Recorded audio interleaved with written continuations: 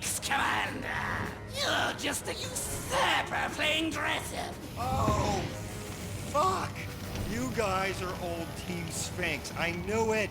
Such a retard. You really are. It was embarrassingly easy to do this.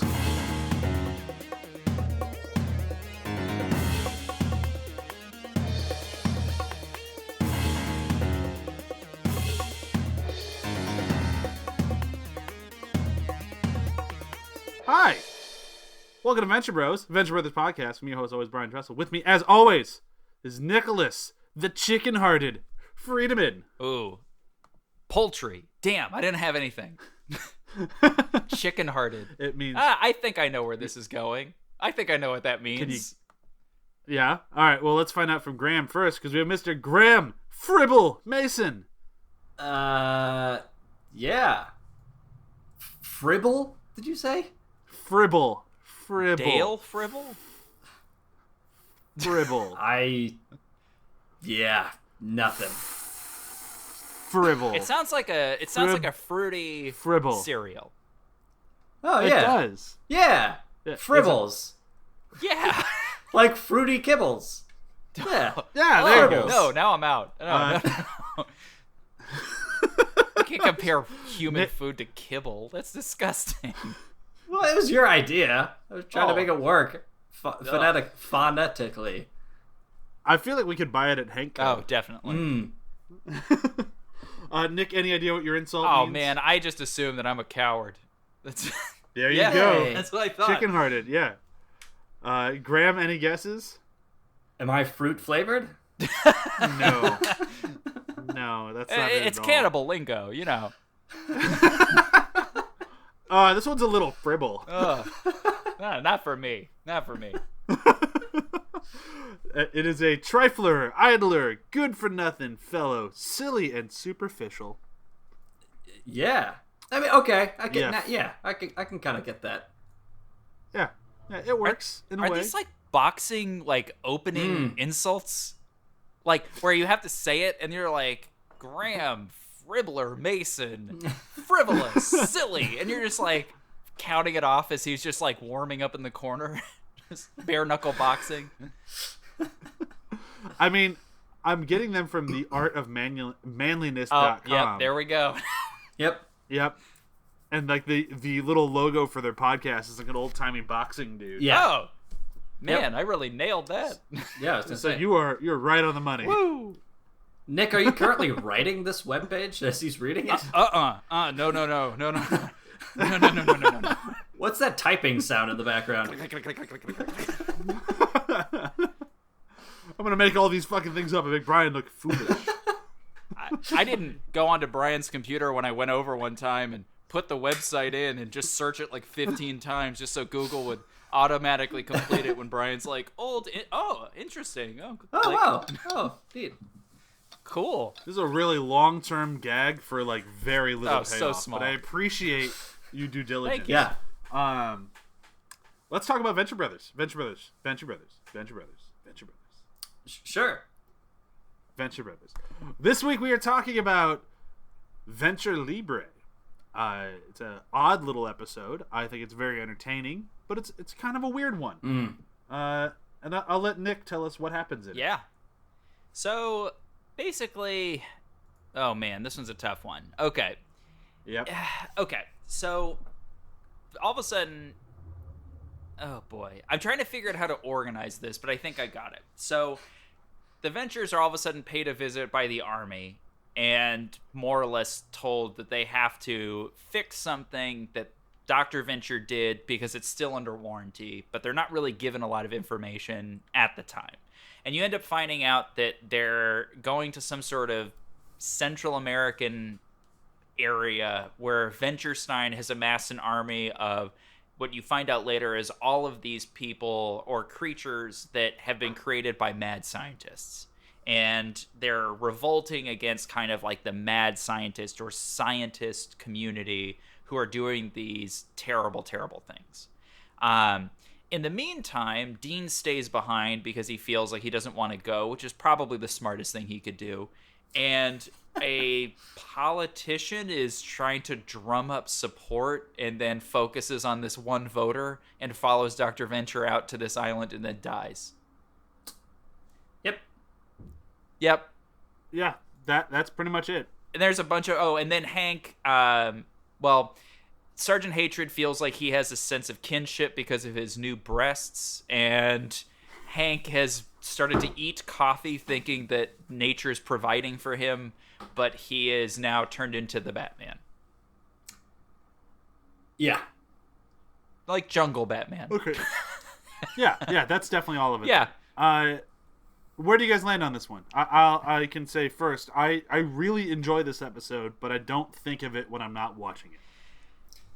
Yeah. I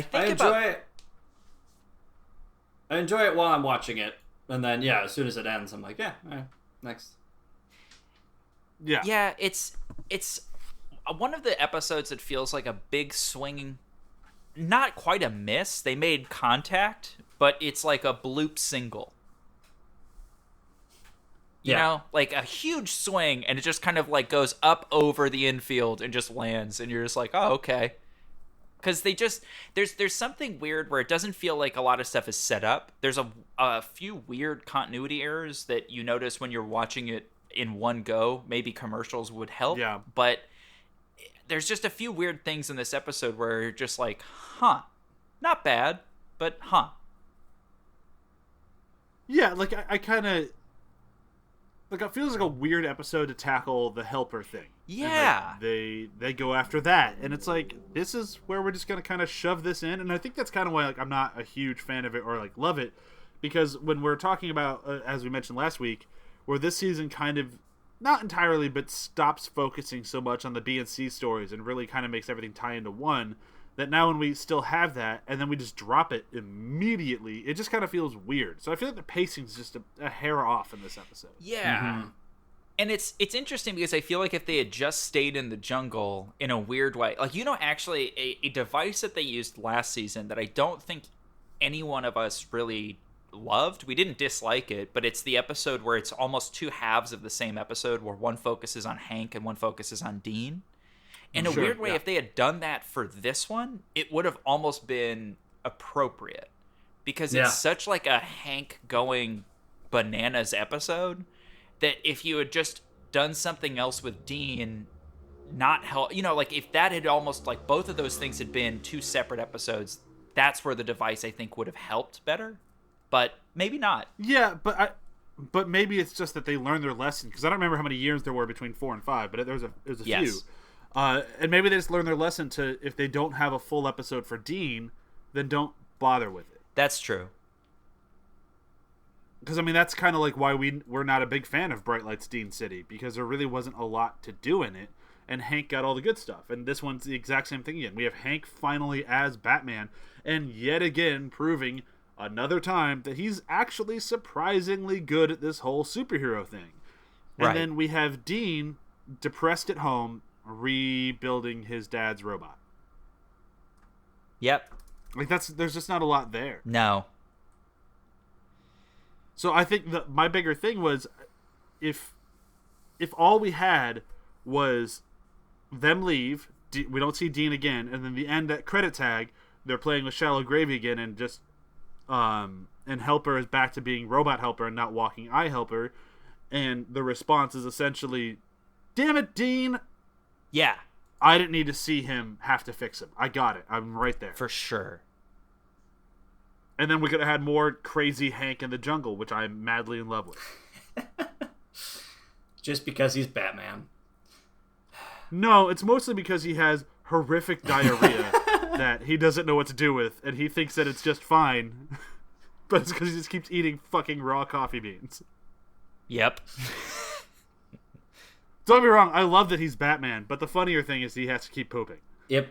And vomiting. And running vomiting around and having hallucinations. And he's actually pretty damn good as being the Bat. Yeah. like the whole, when he lands on top of the fire thing and like keeps the smoke in his cape and then like lets the cape out and everyone kills each other, like, damn, Hank. Well done. Mm-hmm.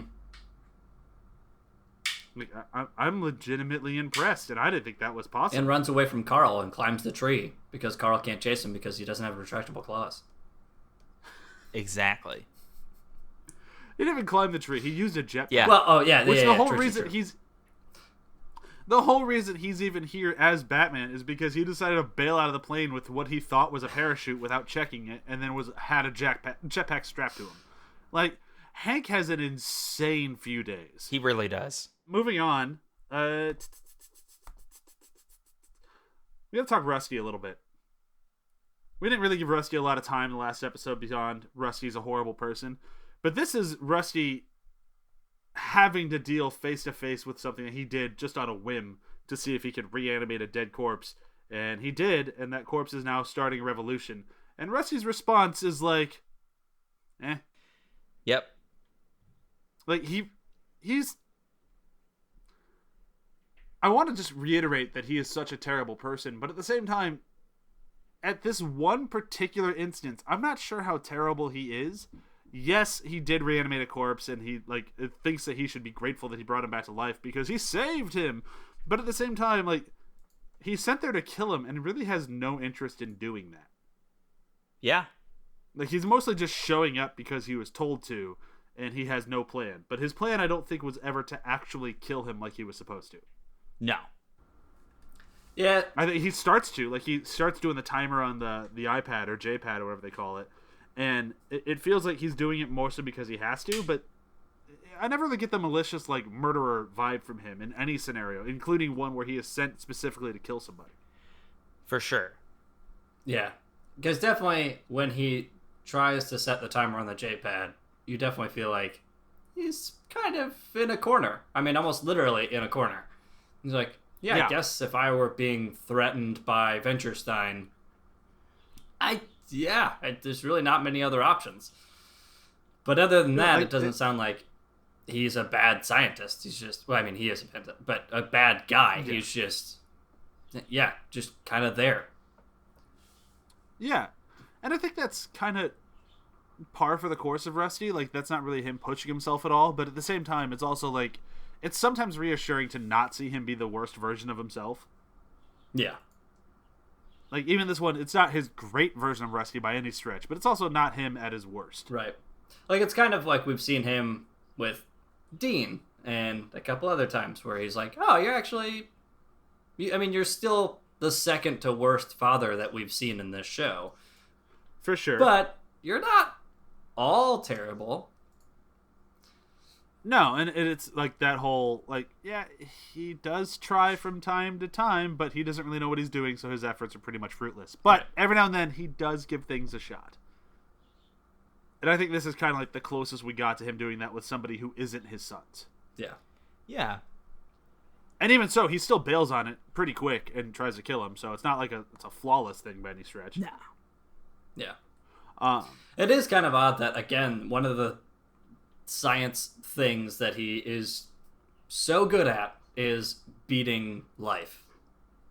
Or at least working around life. Either with clones or reanimating the dead.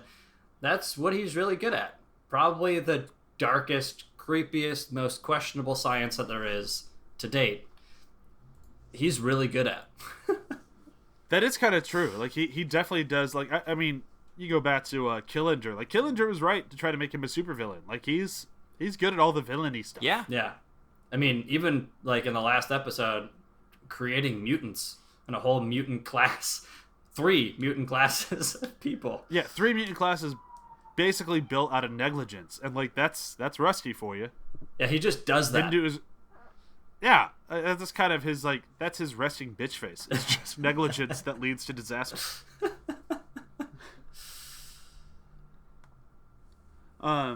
Unfortunately, this episode, like, I feel like I'm scraping the bottom of the barrel. Like, I don't think there's a lot to dive into, and like we can get into like the whole, like, I love the community that is built up around Venturstein. I love the Cheetah Man, and I love fucking like Sergeant Hatred running from him. Like, oh my god, he's so fast. Yeah, running like such a bad idea. Like, I love all these things, and I think they're really great. And it's just, unfortunately, with an episode that could be really weighty and have a lot to say, I feel like it's just kind of shallow. Yeah, it definitely feels like a lot of one-liners, and then Batman. Yeah, and it's Yeah. just it's entertainment, and I don't. There's nothing wrong with that. I Mm-hmm. mean, that's why we eventually watch a show. But for like our show's purposes, where we really try to dive deep and figure out like what are the hidden meanings and all the extra things, and there's just not a lot to this one. Like, there's not a lot to really dive into. Well, it also has like a super forced premise with the politician woman. Like, it just doesn't make any sense to me. Yeah, it felt like another one of those, like, what do the real world people think of the super scientist and like guild and OSI thing, and it's like it felt like they started writing it, and then they decided they didn't want to do it, but they couldn't really back out, so she's just kind of there. Yeah.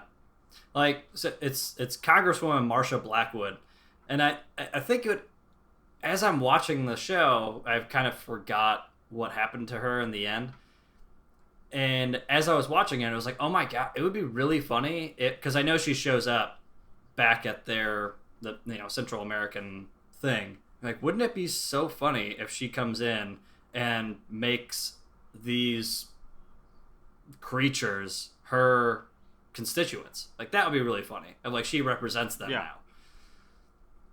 Yeah. It's like, oh no, she just explodes and then becomes a Congresswoman Stein. Yeah. Yeah, and that's really kind of it, right? Yeah, and that's the last, I mean, at least that I'm aware of, that's the last that we ever hear of her. Yeah, I don't think she ever comes back. It just... So it's just like, it's fine. It's one of those just like, eh. But it's like and we've said it before and we'll say it a million times again, is for how smart this show is and for how so well thought out all of this stuff is, you would think that would be something that they would think about. Of like, at some point, maybe in season 8, they'll bring, Congresswoman Blackwood back, and she is doing something crazy. But for right now, it's like, oh, so that was just that was literally just a punchline. Yeah. Yeah. Huh. And that's what I mean. Like, this episode has great things in it, but it essentially just boils down to, it's just an entertaining episode. There's not a lot to dig into. There's not a lot to write home about. It's just fun. And if you have fun watching it, great. But if not, so be it. Yeah. And like I'm looking at the IMDb reviews of it right now, and like it still rates better than next week, which I think is insane because I think next week is way better. But, yeah. And the one thing we didn't mention with Marsha Blackwood is, it must be mentioned, Gillian Jacobs voiced her, which is awesome. Yeah. I just wish they gave her more to do. Right. Because it's Gillian Jacobs. Well, that's what I'm saying, where it's like, with the earlier, when we were talking about that a little bit ago, is that, yeah, like, it would be nice to have... it's weird. It feels like there's some bits and pieces in this episode that they could have expanded upon. Maybe? Because it's like, I would like to see more of the Congresswoman and see kind of like more of where that goes. Even if it's kind of like a false premise, at least it kind of feels like it could be interesting. But it just, they don't give her a lot to do in the short amount of time that they have. It just feels kind of weird. Yeah, no, that makes sense. So yeah, ultimately, I just think it all kind of boils down to an episode that is, like I've said 1,000 times now, good but not great, and it's because of things like this. Yeah. And it's kind of weird because it's like they tried to, like, I don't want to say shoehorn, but they try to shoehorn some stuff in from way back when, with Venture Stein and then General Man-Hours and all these other people, and try to build what's the kid's name that they bring back to teach Venture Stein?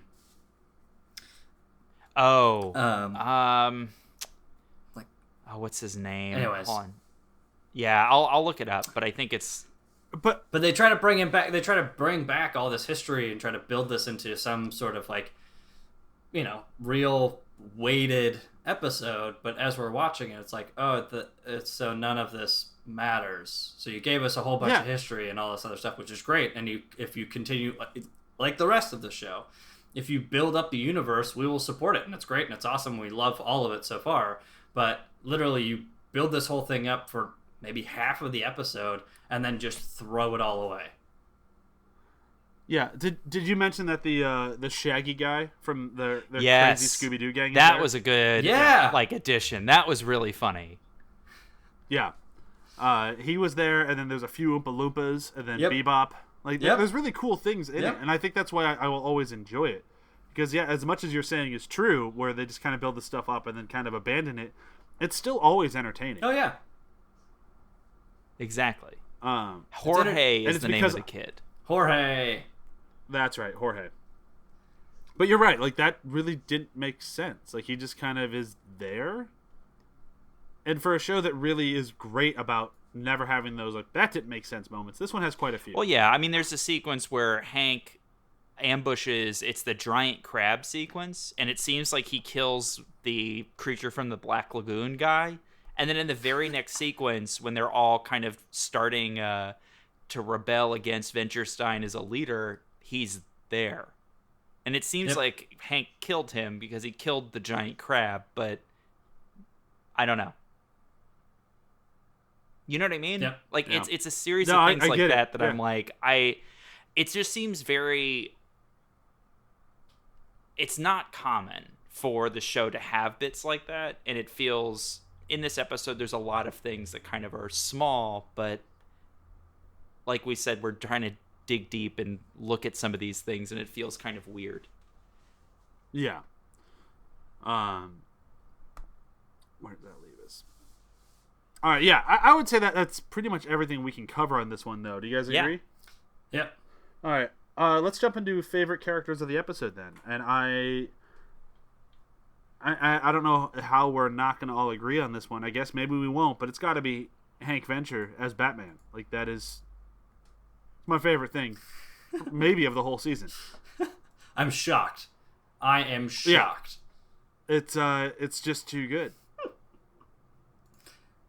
Well, I'll go with Carl, who's the cheetah man, Yeah. Okay. Guy? Yeah. Sure. Yeah, I like Carl. because he's hilarious. Yeah, I like Carl. Carl's good. He's not Hank as Batman, but that's fine.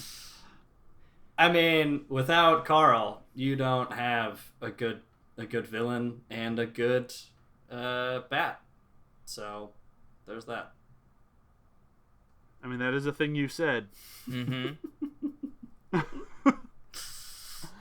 Nick, what about you? Mine would be Gillman, which is the guy who seemingly gets killed by Hank, but apparently not killed by Hank. But I just like his voice. I think he's very funny. That works. Yeah. I like that better than Graham's reasoning of he's a good villain. I just, you know what? I disagree with Graham. I disagree. I think you're wrong. What do you mean? Carl was the wrong choice. I think you're wrong. Carl would have been my mean, number that 2. Haha, see? Carl's a fine number 2. He's just not a number 1. But he does definitely take a number 1 on Dr. Venture's wall. Okay, well, all right. That's a pretty good one. I'll give you that much. To mark his I still think you're. to mark his territory. I still think you're wrong. However, that was a good joke, so I'll give you that much. And I like that he tries to unionize all of the rest of the guys against Venturestein. It's like, come on, we need somebody who stands up for all of us and the things, and this is good.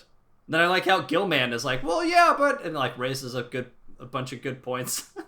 It's like, Okay, no, is you might be amazing. right about Carl.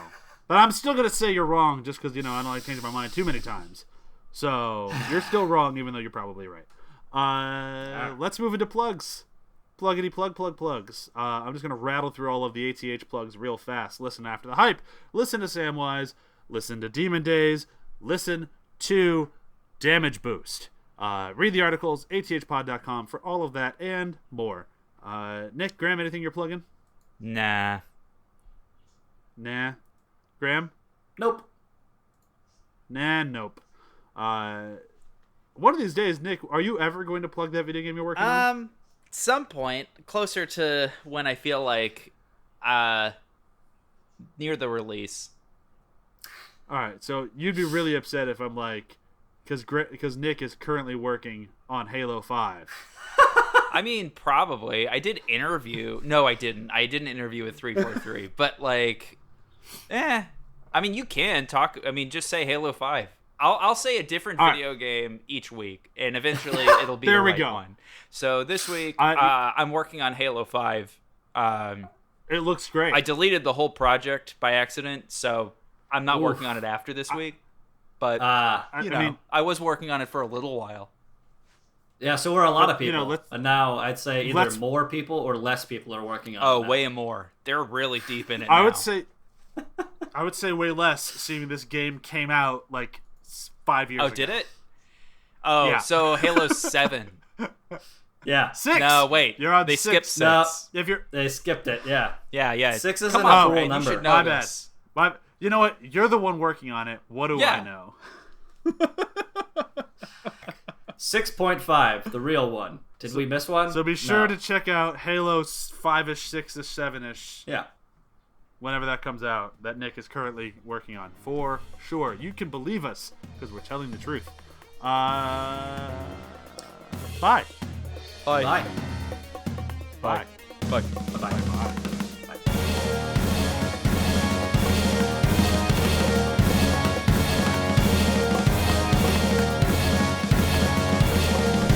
I've done it. I've already done it. You've been recording this whole time, Nick? No, I just started. I'm blackmailing all of you. But just your reactions to us. Wait. Yeah. Hold on. Oh, God. This isn't working at all. Months and months.